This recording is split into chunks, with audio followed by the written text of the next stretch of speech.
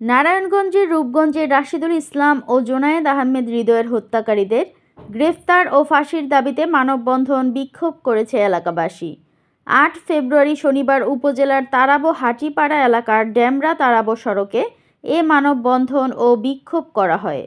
তারাবো পৌর এলাকাবাসীর আয়োজিত মানববন্ধনে বক্তব্য রাখেন তারাবো পৌর বিএনপি সভাপতি তাশিক হক ওসমান, তারাবো পৌর বিএনপি সাধারণ সম্পাদক হাফিজুর রহমান পিন্টু, তারাবো পৌর যুবদলের আহ্বায়ক আফজাল কবির সহ আরও অনেকে। হৃদয় এবং রাশেদুল নামে দুই তরুণকে নির্মমভাবে আওয়ামী লীগের সন্ত্রাসীরা কুপিয়ে প্রকাশ্য দিবালোকে তাদেরকে হত্যা করেছে। এই হত্যাকাণ্ডের বিচার দাবি করে অনতিবিলম্বে খুনিদেরকে গ্রেপ্তার করে সর্বোচ্চ শাস্তির ব্যবস্থা করবেন।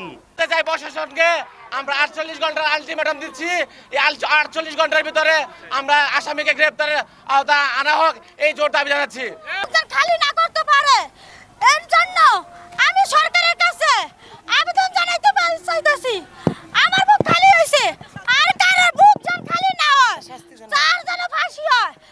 দৈনিক আজকের বাংলা .net